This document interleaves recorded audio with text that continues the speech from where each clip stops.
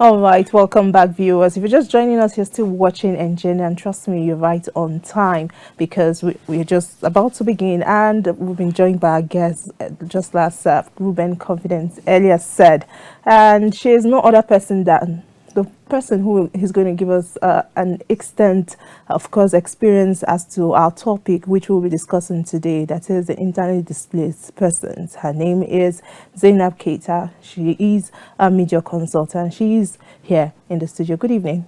Hi.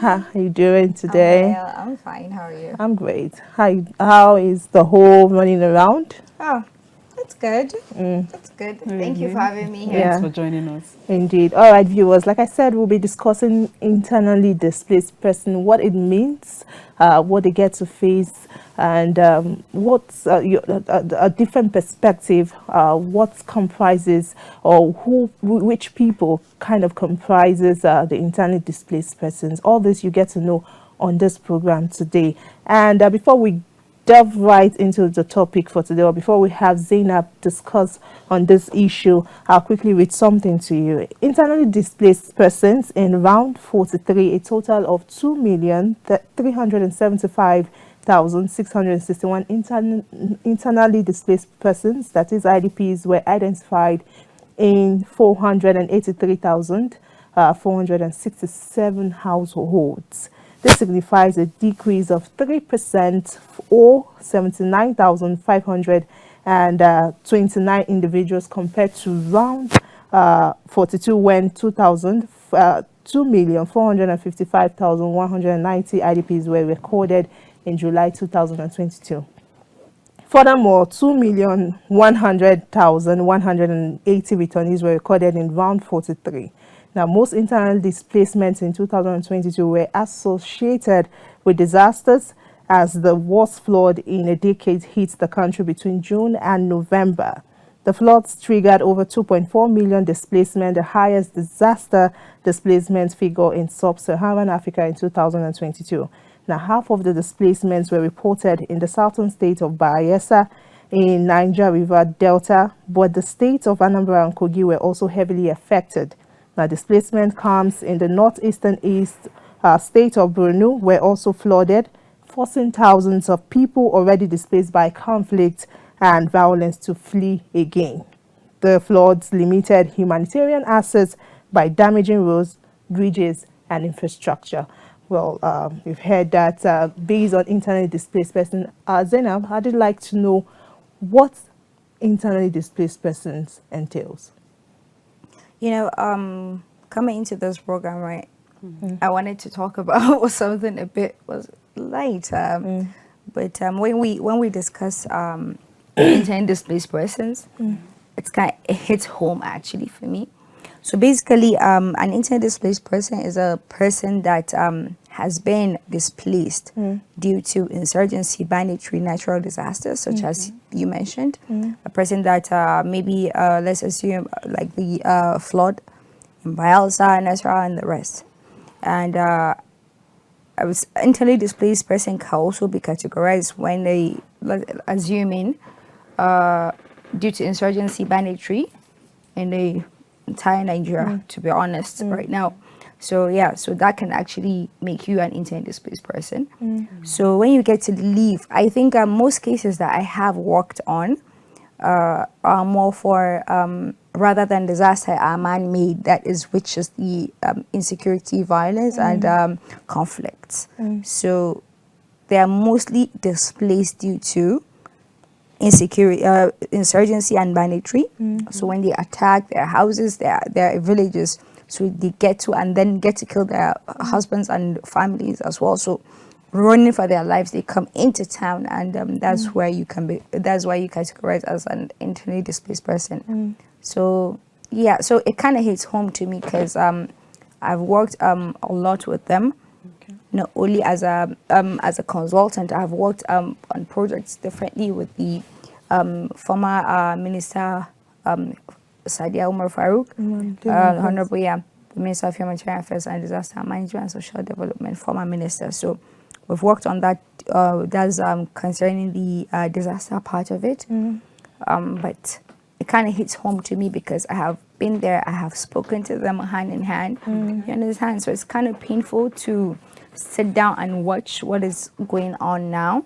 And our women are being killed, slaughtered, raped every day. So it's just it's quite unfortunate, honestly speaking. All right. I did like to also ask, do you think the term which is used to perhaps tag them or address them as internally displaced persons, I know in the western part of the country they're perhaps called refugees, right?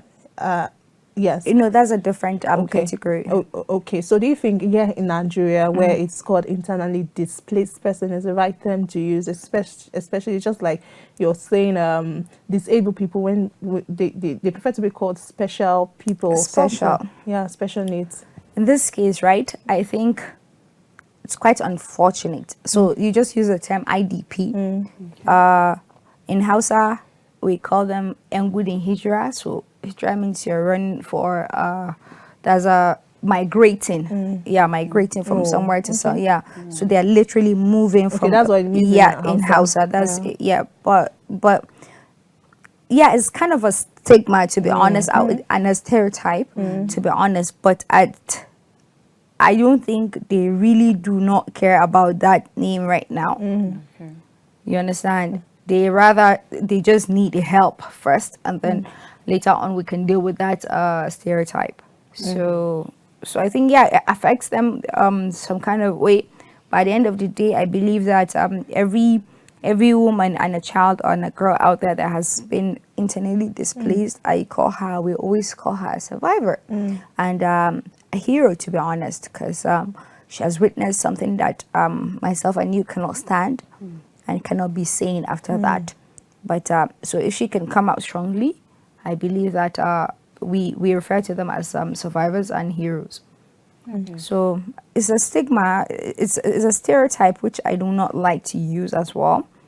But unfortunately, that is what that's how you could identify them before you get to work and all these things. You know, some people refer them to as refugees. No, refugees are different from IDPs. Okay. Refugees are, so they are returnees. Okay. You understand? So, flee. People that flee from Nigeria to another country or another country, for greener pastures. You understand? Pastures. Yes, so that's the refugees. There's a commission. I think I worked with. I was SA Media and Strategy. No, SA Technical Advisor on Media to the former Honorable Commissioner Imam Suleiman Ibrahim. I was part of the very, very, very, very honored to be part of the IDP department. So we have IDP, and then there's refugees, and then there's migrants. So there are three different categories completely. So these ones are affected by the fact that, so the IDPs are the ones that, due to conflict and so they have to leave their homes. Yes, and then migrate.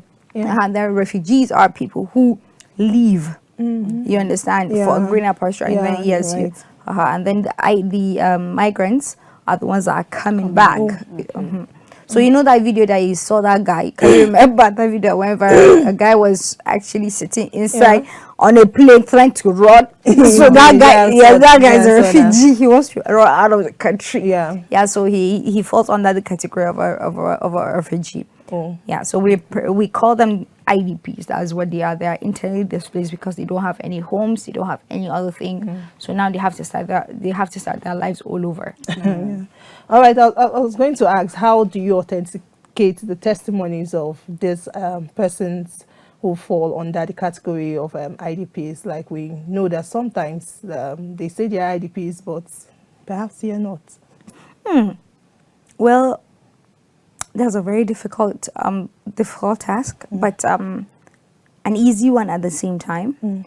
So let's assume now, if a place, I know, so place, a so village was attacked by bandits, and a so amount of people were killed. A so amount of people are no longer in that particular village. So what we do, we get to find, there are some questions that you need to ask. You know, they actually mix up with Al-Majri, you understand? So you cannot categorize the two of them. Yes. So they mix up all together. So what we do is, you normally do ask them questions.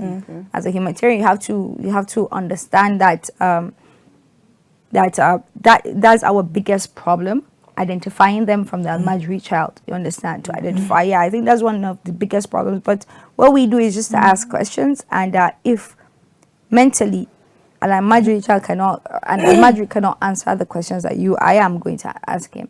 Why? What sort of questions do you ask them?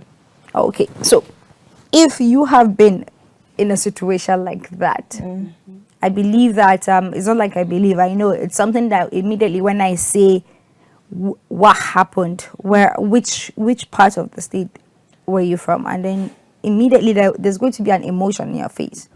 There's going to be a change in your face, and then you get to give me, what's it called, details. And I'll ask you, where are you from? And then when you tell me, okay, so I know the place now, okay, who have been killed in that place. You understand? Okay, so where are your parents? Where are they? How were they killed? When did they come in? Because I have the information that he was giving me. So immediately from facial expression, you can easily tell, because when you go through a trauma like that, most especially a woman. Indeed. When you go through a trauma like that, believe me, I think there's no amount of questions that will make you smile, or when you remember, is a trigger. To be honest, so it triggers you like this, so you get to see the emotion immediately in their faces. But the Almadris cannot do that. Due to find that they are not in that position. They just decided to leave their homes and come here and just do just beg on the streets. So, but when you get to ask them those questions, and and then some confidential questions as well, and you get to the bottom of it. But at the same time, we still have those problems as well.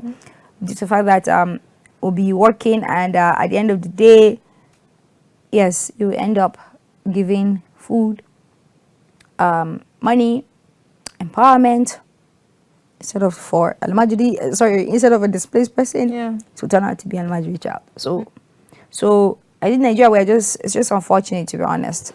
So they're putting themselves inside those people's shoes. Why? Like, I ask myself that question, why?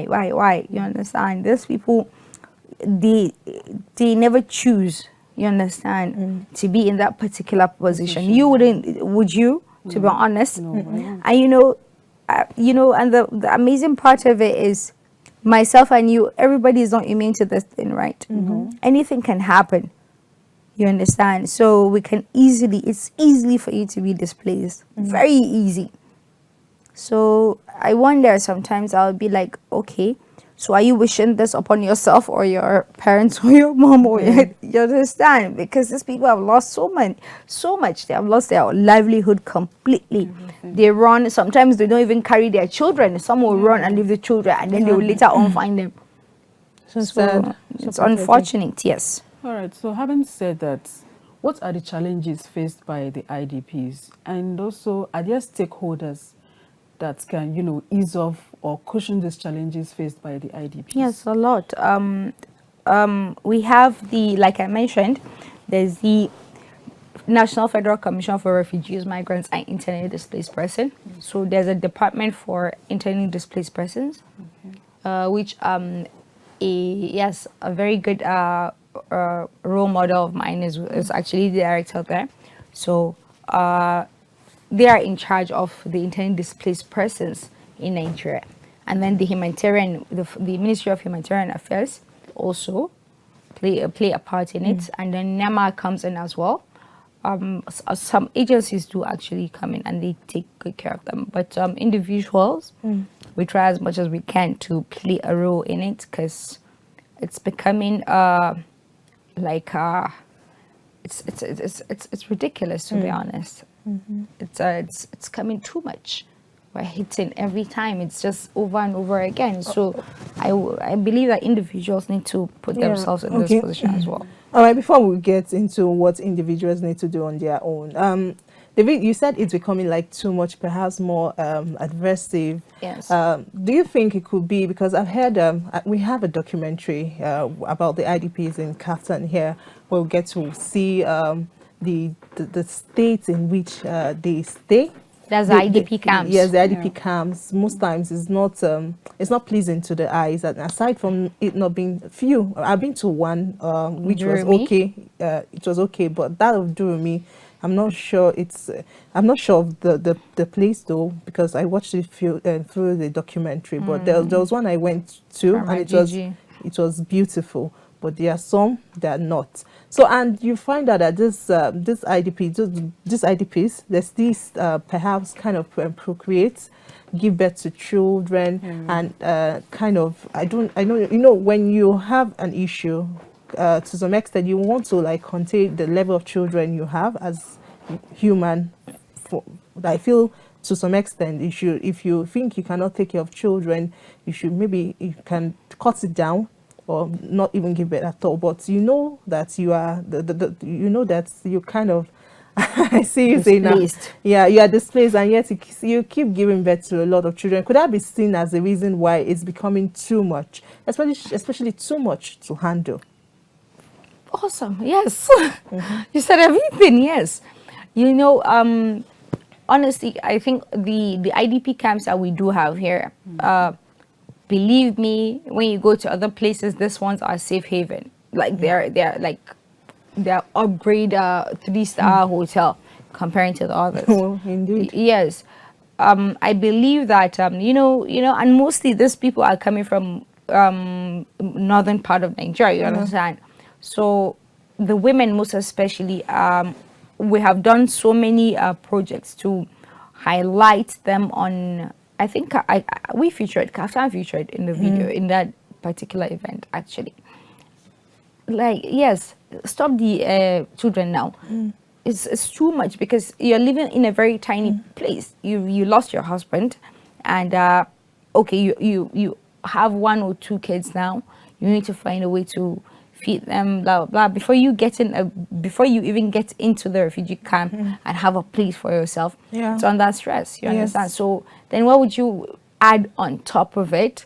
Another wahala by bringing another child into the world. Why? You understand? So they're increasing, and then they're making. So you think enough while taking them in, enough perhaps sensitization or kind of sensitization is not done properly to ensure that you are in an IDP camp. So to some extent you should. No, I think a lot of sensitization has been done. A lot of sensitization has been done. Well, all women, they just need to close their legs. Just don't. But so many sensitization have been done. I believe that with every aid that we go with, or no, you understand? You understand? We all bring all these topics out. We discuss with them. Okay, so now you're displaced. Now your husband is dead, has been killed in so place.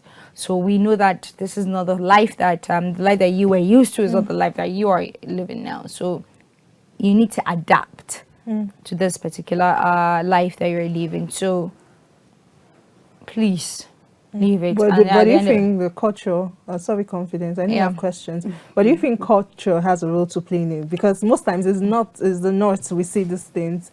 Perhaps do you think culture in its way? Culture has a part of it, but honestly, I believe that in every refugee camp, not Nigeria, in every refugee camp that you go to, or IDP camp that you go to, believe me, this is the same problem that we're having. The aid workers are actually using what's it called? What do you call it? What do you do to stop giving birth? Okay. Yes.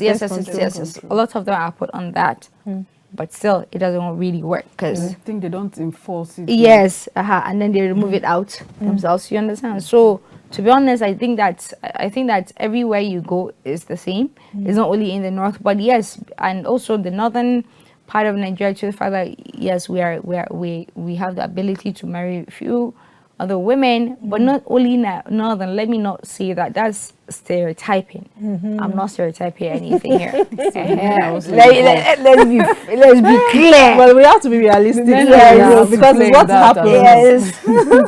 So, okay, like Belsa, the people that ran from there came to Abuja. Yeah, it's the same case that we're facing. You understand? A guy can come here and just see one girl like that, and then so before you know it, that was a case that I covered. This girl was pregnant. I think, how old was she? 16, I can't remember. But she was pregnant for a guy because he was going to give her menstrual, because her friends were using pad, sanitary towel.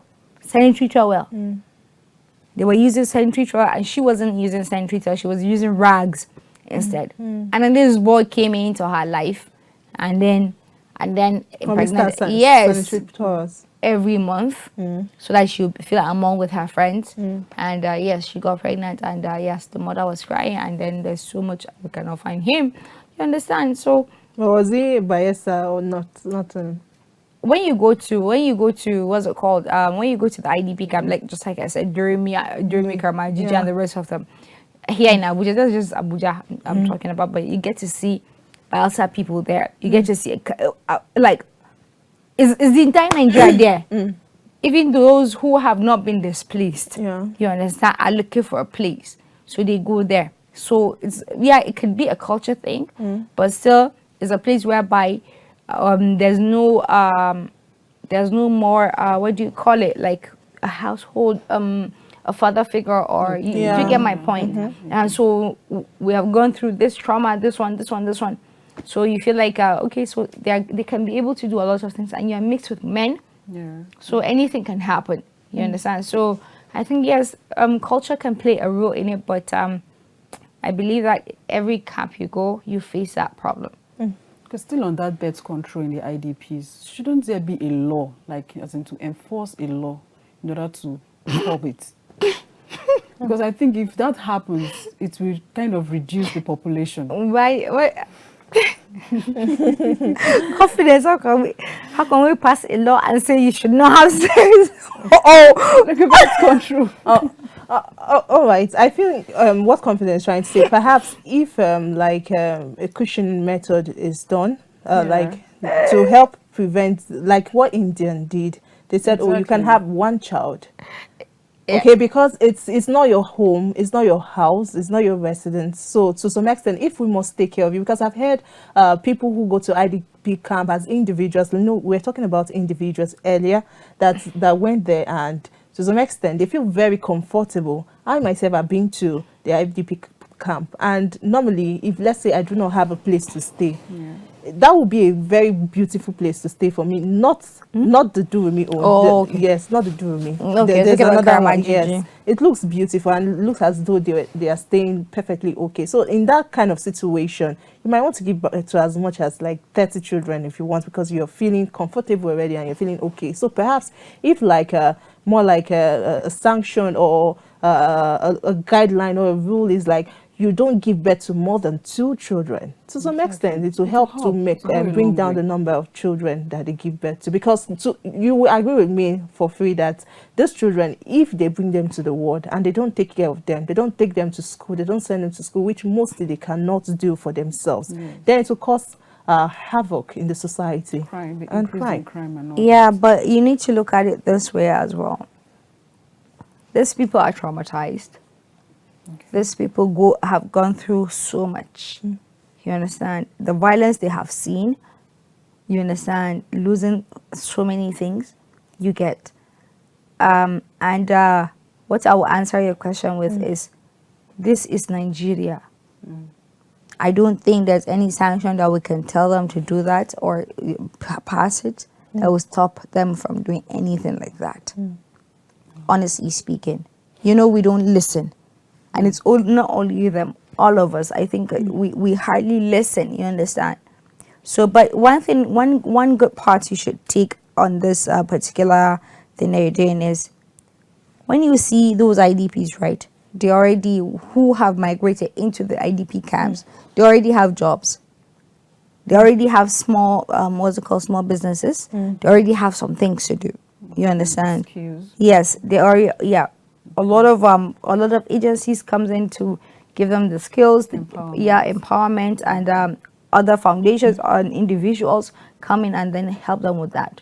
So they already do have that. They have a school. They have this one. So it's already inside. You understand? It's already inside. But they are migrating now. They are rehabilitating towards having a better life. You understand? You understand? But if you put a sanction on them and say, they should stop having babies, you know what will happen. Okay, because I'm seeing like a statistics released in 2022, and it says that Nigeria has over Yes. 80,000 refugees and 3.2 million IDPs. That's coming from the United Nations. Yes. So it's That's increasing. Yes, it is. So do you, is it just basically from the insecurity? I know it's from Natural disaster. natural disaster. Yeah. I mean, you just I think when you your introduction was what's it called? You mentioned a lot of states. Yeah. I was there because I was working with the. So tell us your experience, though. Exactly. Which one? Yes, your experience, with us. yeah, on the field. It's sad, and I don't like it's really sad, honestly. Okay, so flood, that's natural disaster, Okay. and there are some eastern states. When you look at them, there's insecurity and insurgency as well. Check them out. Can you do that? The ones that we do have for what's it called? That they have insecurity and the eastern part of Nigeria. You understand? So IDPs are really okay. So I know they are most times forced out of their home. Yeah. okay. So Yes, let me just give you an example. Okay. So let me give you a story here. So there's a boy called Musa. Sorry, Usman. Musa is getting better now. So Usman. Usman was in his house, in his father's that's Kazan State. So he was in his father's what's it called shop, and the bandits attacked. When they attacked, and they immediately went in and started killing people and started raping women. So when they finished with that, as they're coming back, they shot his father, and then they shot they kidnapped the uncle. So Musa was shot 4 times. An 8-year-old boy, an 8-year-old boy. So he was shot at his spinal cord. You understand? So talking to a boy like that,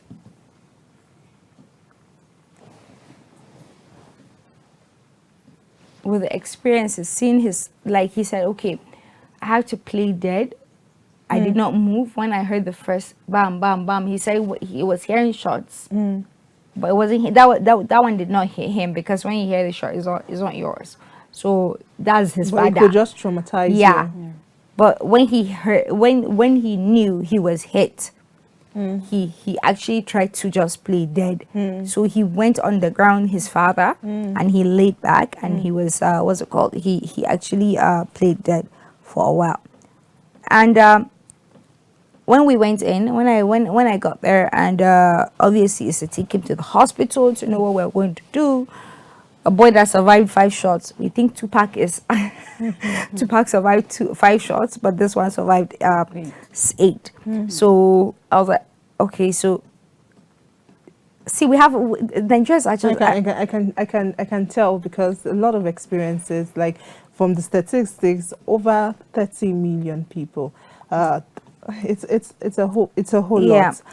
But then I would like to ask you, do you think this IDPs, how guaranteed do you think their future would be? Very.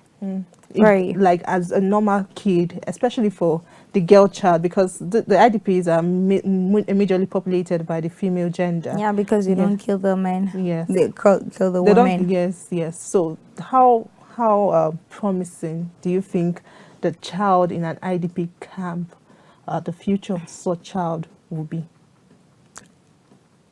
It's bright. It's bright. I never lose hope.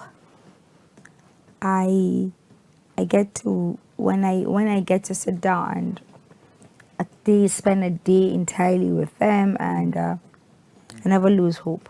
Okay. Never lose hope. And as we're speaking right now, there's a project called the Heal, Nourish, and Empower. Was initiated by the Senate President. Initiated by Hajia Fatima Mandara, who is the IDP director, IDP, in the Federal Commission for Refugees, Migrants, and Internally Displaced Persons. Myself, Hazizat Angwati, Hajia Hadiza Akilu, NIM Foundation, and Hajia Hadiza Dogandaji. So Aisha Sliman. So these are 4 women. Mm. We got funding from the Senate President, Office of the Senate President, former Senate President, and we donated 25.5 million naira to Gaza State Hospital, teaching hospital. In less than a month, that money was gone due to the increase of people that were coming in, the gunshot people that are coming in. Victims. Yeah, victims.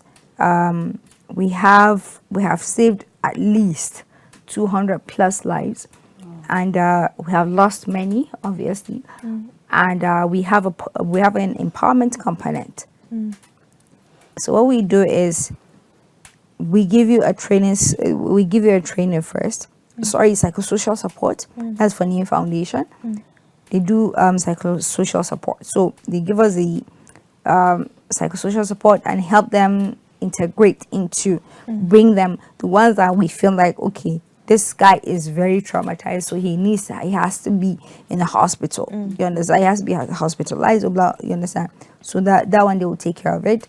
And then we have the empowerment component. Empowerment component whereby we teach them the skills. Okay. I think right now as we're speaking, we have donated and we have given out nothing less than we have empowered 5,000 refugees in IDPs in Katsina State. 5,000 refrigerators, generators, sewing machine, what do you call it? Is it cosmetology? The mixing of cosmetology. Yeah, that one. Flour milling, farming.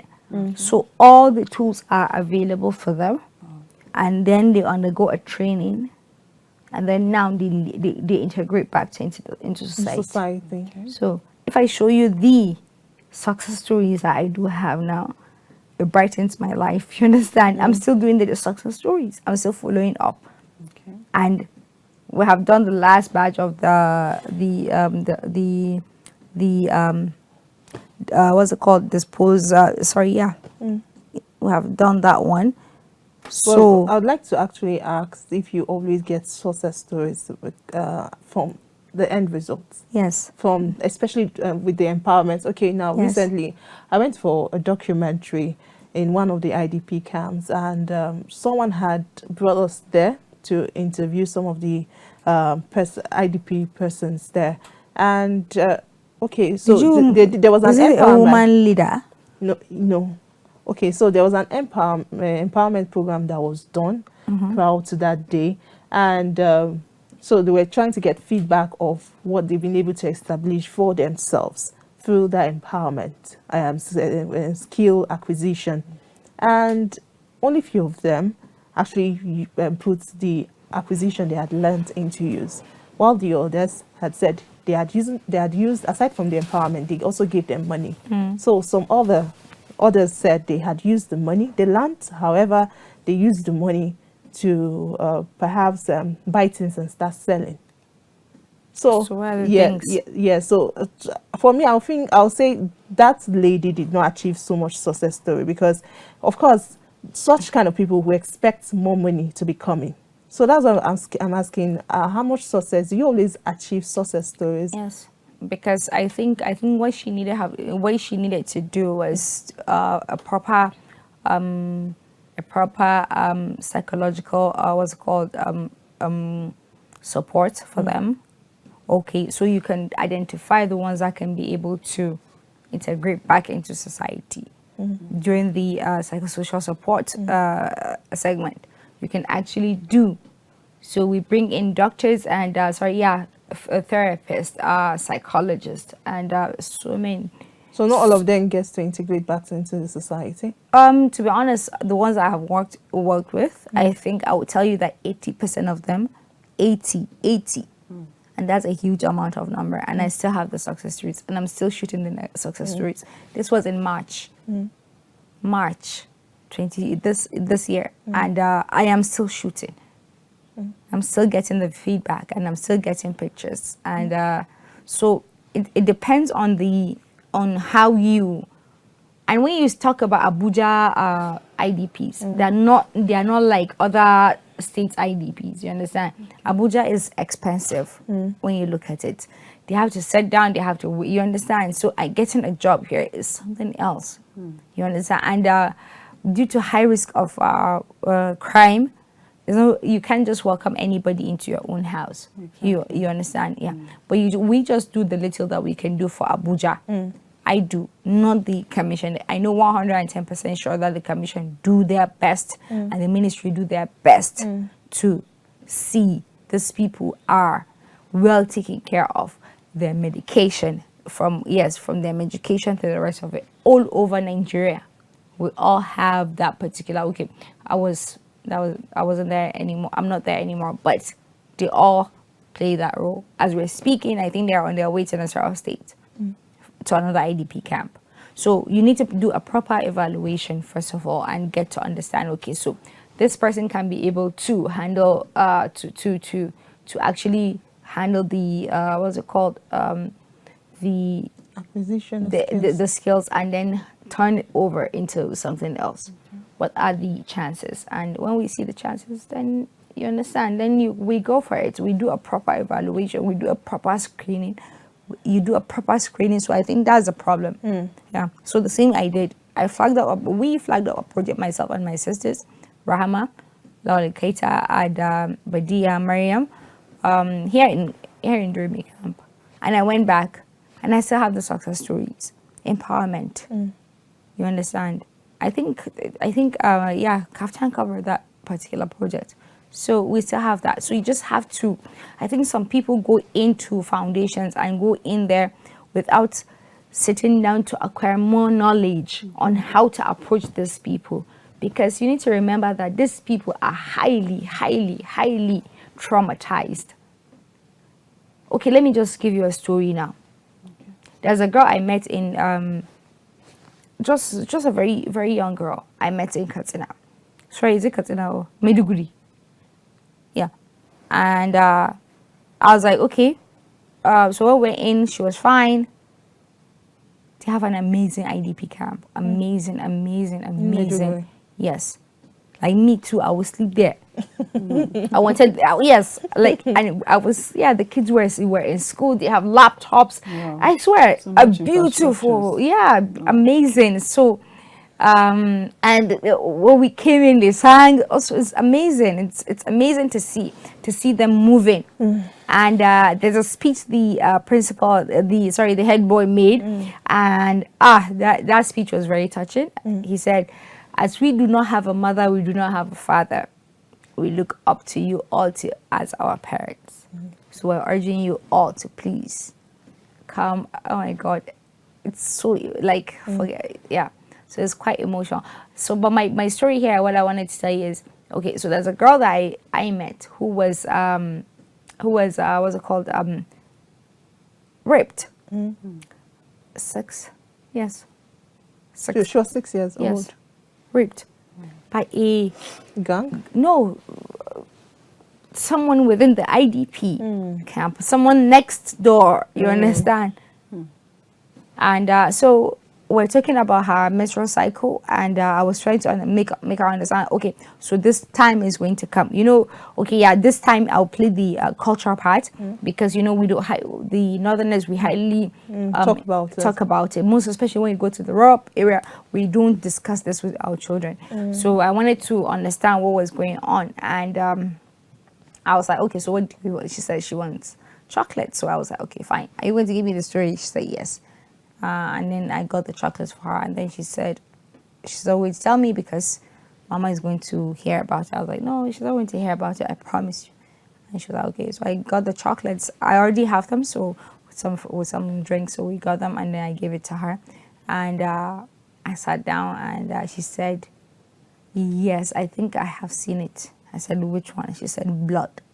I said, okay, so where was it coming from? She said it was coming from so place. Yeah, her private part. I was like, okay, so what happened? She said, no, it's because Uncle called me. Yaya called me, and he was yeah. You don't have to say everything, Joe. Yeah, so I was like, okay. So were you bleeding? She said yes. I said, okay, so that's your menstruation. She thought that was her menstruation. I said, then what did you do next? She said, she doesn't want to tell me. Again, she doesn't want Mama to hear. And I was like, no, it's okay, you can tell me. She said, yeah, Uncle did that. And she came out running, and Uncle said that she should not talk, so she will not talk. That means I should not tell Uncle. I said, no, I'm not going to tell him. I said, after that, then what happened? A 6-year-old child, a girl. Then she said, she was trying to explain the days in numbers. She was so cute. She was trying to explain the numbers, and she said, I saw, then after that one, it was paining her, and she didn't know, like, it was paining her. Her mother would be asking her what's going on, but she'll be telling her that, yeah, she just have what's it called, menstrual cramps, and then the mother will buy paracetamol. Yes, I just said, oh, not menstrual cramps, sorry, stomach ache. Yeah, or headache, and then the mother will just get paracetamol and give it to her, without her knowing that the girl has been raped already. So, and then I think when she did the calculation, she did well, and she gave us that number, and then yeah, that her period came. A 6-year-old, I don't understand. Is it even possible? Wow. So she said, when she stayed away from Uncle, she didn't go to Uncle again because Uncle said he's going to kill herself. So after that one, so she went in, after that she explained the days and I counted, and that was a month.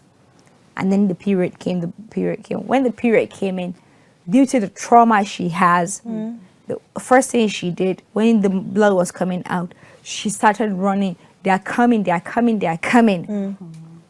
hit me. She actually thought it was the bandits that hit her. You know, because you don't hear the sound. So she was running. Luckily enough, the person that she got to was a kind and gentle man. Because she was trying to take off her clothes, that he should check where is the bullet, where is it. And then he was like, wait, no, don't do it. Wait. And then he checked her and he was like, no, it's not blood. It's not bullet. You are fine. No, can you hear any sound? She said, no, but the other one now, you can't hear sound, blah, blah. And he said, no, what I want you to do is, I need you to go and talk to Mama. She said, no, she's not going to talk to her. Okay, now, based on your story, it leads us now beyond the IDP, talking about IDP, but it's more to how we can get our female children, especially for those with children, to kind of open up. How should parents, especially mothers or even fathers, because I know some girl child will even prefer to talk to your fathers if your fathers are there. However, if your fathers are not there, how should we kind of relate with our children, or to be able to tell us things that, especially a personal thing. You can imagine a child of that age, 6 years old, should be very close to her mom, but because of the situation, like it's an IDP or something camp, and so the situation has warranted it. But nonetheless, even in the IDP, still talking about the IDP, how can parents, mothers be able to monitor their children to ensure that that children or that child is in safe hands? Okay, so I think the stories are very sad. So let me just ask you a question. Can I? No, you can't. Okay, wait. So, how did you get your period? What age did you get your period? I can't answer that. That's sensitive. All right. Confidence, your name. She can't answer that. You can't. Yeah. All right. So I actually got mine at a very young age. And, you know, I think the method my mom and dad used on me was so good, very, very good.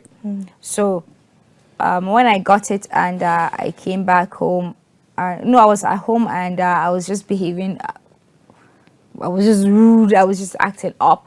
And so she called me in, what's going on? I was like, nothing, you know, hormones and everything. So she was like, okay, what's going on? And later on when it came, I was like, okay, so this is what is happening. There was a panel. My father and my mother came. Yes. So, and I was like, okay. So they said, okay, Zainab, so now you have become a woman. If you allow a man to touch you like this, you're going to get pregnant. Do you remember that thing that we do? They say if a man does this to you, right? If a guy does this to you, you're going to get pregnant. I went to school. After that discussion, they finished. They told me I was scared, so I stayed away from all my classmates. Lo and behold, one of my friends, I was coming out and he was like, you did well, Zainab. I ran. I am pregnant. And my mom was sitting down like this. I said, oh my God, now what are we going to do? You are pregnant. They tortured me. I was like, okay, so now let's wait for your father to come up. Don't do that to me. I was crying. You understand? But later on when they actually made me feel as if, yes, I did. That was wrong. You understand? So I still have it in my head. I still have that in my head locked. So I think when you have a personal connection, when you have a personal conversation between yourself and your child, I think that's so easy. You understand? Yes. You need to make your, I think like when you have a girl, right? The way that I was raised, may her soul rest in peace. She was such an amazing person coming from the northern part of Nigeria, very highly educated. And she made sure that we understand what the mother role she is playing and the friend role that she is playing. So she would just say, I don't have any, you are my friends. The four of us, you are my friends.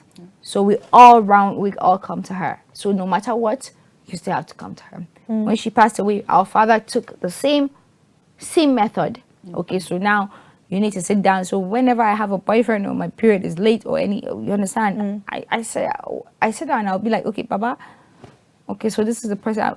If he likes him, he'll be like, okay, so I don't like him. You understand? So I believe that parents should adopt a certain relationship, most especially with women, with girls, as long as you keep them you keep them in a very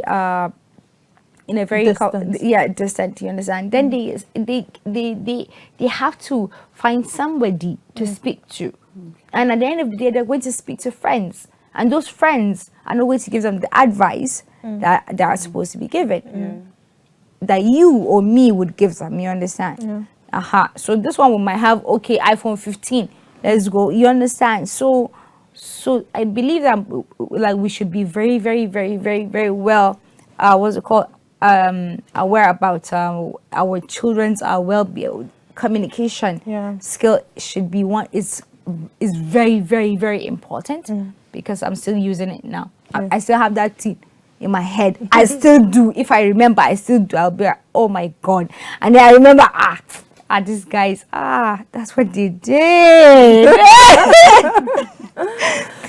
So I believe that I think we need to, most especially in the northern part, I think we need to remove the shyness. I don't think it's northern part only. A lot of all this, we're all culture as it is. We all need to look at, what's it called? Look at this, bring our children closer, most especially women. Closer and speak to them. All right, so these IDPs, most of them, their rights are being trampled upon, while some are stigmatized. So I want you to shed light on the rights they have. And we'll do that in 60 seconds because our time is fast spent. Okay. I'm sorry. The time starts now. The rights, of course. Sorry? Our time is actually first spent. So based on the questions, the rights, like she said, the IDPs have. their rights being trampled upon or being stigmatized? Rights in. What are their rights? Okay. Yes. Should they be treated like every normal person? Yes. Exactly. Yes. I don't think. Okay, so I think there's a guideline Okay. that protects the IDPs. You understand? They have a guideline. They have a policy. Yeah, they have a policy. Which I'm not fully aware of it. It's in the what's it called? I think the IDP Department for Refugee Commission can give you a more cohesive understanding on that part. Okay. But when it comes to the stigma part of it, I think I'm looking at that camera because I want people to understand that they are humans. They did not choose this life. They never chose it because I will not choose it. They were pushed. There's a woman who her husband was a general in Maiduguri, and due to Boko Haram, she's in IDP camp. Can you imagine from this to this? All right, indeed. A lot has been said. Well, thank you, Zainab. Our time is actually fast spent because we have to leave the studio already. I know you have a lot to say. I'm sure we'll bring you next time to talk about this. Well, viewers, as you've heard, Zainab, they did not choose this life they are living presently and therefore should never be stigmatized. They ought to live like every human being. When you have, we didn't have a lot of time to ask Zainab as to how we individuals can actually contribute to their day-to-day living or existence. But however, I do advise you that whenever or wherever you find yourself with an IDP person, of course, do well to actually lend a hand of support you would lend to other people on a normal day. And thank you very much, Zainab, again. Yes, thank you. It's been a pleasure. Thanks for joining us. Yeah, indeed. And that's how we end the show this evening. Many thanks for watching. Do join us again, of course, on Thursday for another beautiful episode. I remain Victoria Agbi. Confidence, Reuben. Goodbye for now. Bye.